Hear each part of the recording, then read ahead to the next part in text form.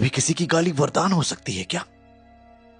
अश्लील गाली, तो वो जो गालियां थी वो गालियां लोगों को वरदान के रूप में थी।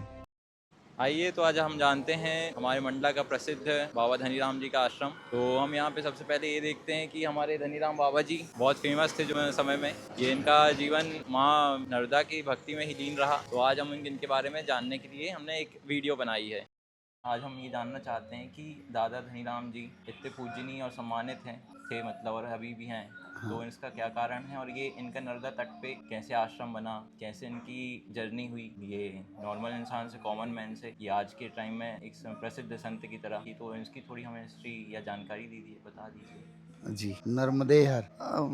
दादा धनीराम महाराज को मैया की अनुकंपा हुई। माँ नर्मदा की परिक्रमा उनने पूर्ण की थी। माँ नर्मदा की लगातार तपस्या, लगातार जाप करते रहे और माँ नर्मदा से उनका जीवन में संपर्क कैसे हुआ इस बात की जानकारी हमें तो नहीं है, लेकिन वो जब भी दादाजी का नाम लिया जाता है तो वो औघड़ दादा धनीराम के नाम से भी लिया जाता है और दादा धनीराम को माँ नर्मदा के साक्षात्कार हुए उस रूप से भी दादाजी को जानते हैं। तो दादाजी धनीराम जी का जो माँ से साक्षात्कार का विषय उनका और माँ का विषय था, लेकिन इसको लोगों ने ऐसे जाना कि जब वो अपने समाधि स्थल के बाजू में उनका स्थान धूनी लगी हुई वहाँ पे बैठते रहते, तो जो जिनको भी समस्या रहती है वो अपनी समस्या बताते रहे, तो वो जिन्हें आशीर्वाद दे देते रहे, जिनसे अच्छे मीठे शब्दों से बात करते रहे, तो शायद उनका ऐसा दंत कथा है कि उनका काम नहीं होता रहा।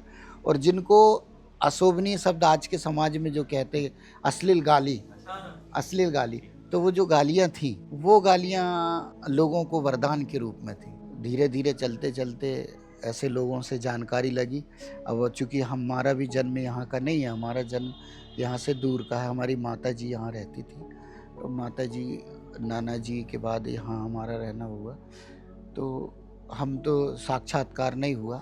पिताजी माताजी ने बताया और यहाँ के लोगों ने बताया कि दादाजी का मैया से ज़्यादा प्रेम, मैया ने साक्षात उन्हें कुछ ऐसी दिव्य चीज़ दी थी जो अपने जीवन काल में ऐसा दंत कथा है कि वो अपने हाथ में वो दिव्य चीज़ को सिर्फ एक बार जब दी है माँ ने तब देखा है, और जब अपना शरीर त्याग रहे थे तब उस दिव्य चीज़ को अपने हाथ से देखे और फिर अपने शरीर का त्याग किया।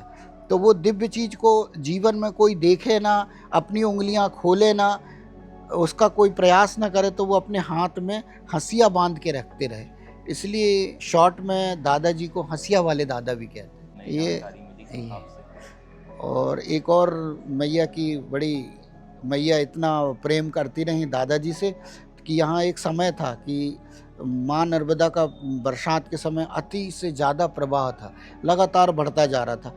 लोग, यहाँ के जन लोग बहुत परेशान हो गए, क्या करें। तो यहाँ के जनमानस पूरे दादाजी से आग्रह किए, निवेदन किए, दादाजी माँ अगर ऐसे लगातार बढ़ते रहेंगे तो आप और हम सब यहाँ से आगे बह जाएंगे। तो फिर दादाजी ने उनका निवेदन स्वीकार करते हुए मैया से निवेदन किया, ए नर्मदा मैया। उन्हें वो अपने शब्दों में ये कहे, ए नर्मदिया। और ऐसा शब्द ऐसे प्रेम भाव से माँ से जो बोले कि मैया अब बस, तो उनने अपना ब्रास दंड को रखा और कमंडल को और खड़ा जो था उनके पास तो चमीटा, तो वहाँ से रेखा खींच दी। तो मैया आज भी, ऐसा लोगों के द्वारा दंत कथा में बताया गया है, तो आज भी वो मैया उसको लांग नहीं रही। महाराज जी की है, दादाजी की बड़ी कृपा है। यहाँ जितने भी यहाँ रहते हैं सब पे दादाजी की कृपा है। सूक्ष्म रूप से यहाँ आते जाते रहते हैं। गुरु पूर्णिमा उनकी पूजा होती है, तो यहाँ से ज़्यादातर अगर देखा जाए तो दादा धनीराम का लोगों से मिलना जुलना अधिकतर यहाँ के कम है, महाराष्ट्र नागपुर के ज़्यादा है। महाराष्ट्र में गुरु पूर्णिमा के समय महाराष्ट्र के बहुत से लोग, इवन यहाँ 2-3 आश्रम में पूरे पैक हो जाते हैं, बाहर के लोग आते हैं। बहुत बहुत भव्य प्रोग्राम होता है, क्योंकि दादाजी से जो मांगा है वो प्राप्त किया है। गुरु पूर्णिमा में मनाया जाता है। और आपने जैसे बताया कि औघड़ संत बनने से उनके पहले उनकी थोड़ी सी लाइफ या उनका वो जीवन। उनके जीवन के बारे में मेरे को, क्योंकि मेरा खुद जन्म नहीं हुआ था, लेकिन ये है कि वो घुघरू के पास निवास करते रहे। मैया का वहाँ से प्रवाह भी है, तो मैया को देखते देखते प्रेम जागा और मैया उनको अपने पास बुला ली। उनकी शक्ति उतना पूर्व में उनने इतना स्टोरेज किया था धर्म का, तो मैया ने उनको बुला के साक्षात्कार कराया। भैया महाराज नर्मदा थोड़ा सा घनश्याम वर्मन अधिवक्ता और राधा राज आश्रम के सेवादार जी ठीक है।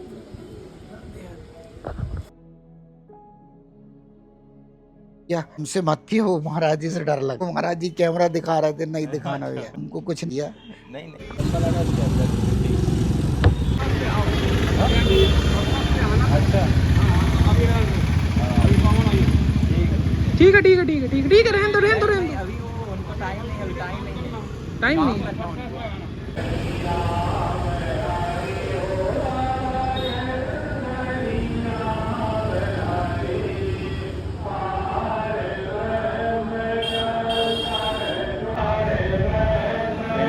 क्या बोलेंगे इंट्रो हमारे मंडला के मंडला के सबसे प्रसिद्ध पोल के पास जाएंगे तब देख पाएंगे।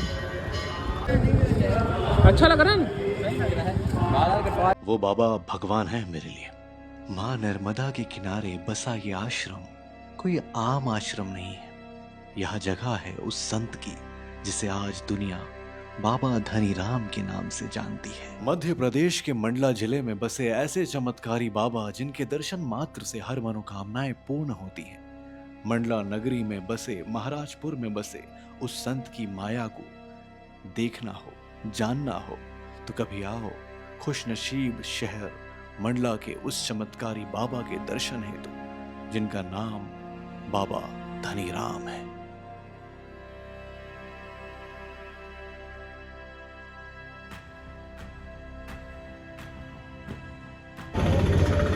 इधर पे एक पेंटिंग थी जो कि गायब हो गई, और भी लोग से पूछता हूँ नहीं बता पाते वो भी। मैं तो आई नहीं भाई, क्या बताऊं।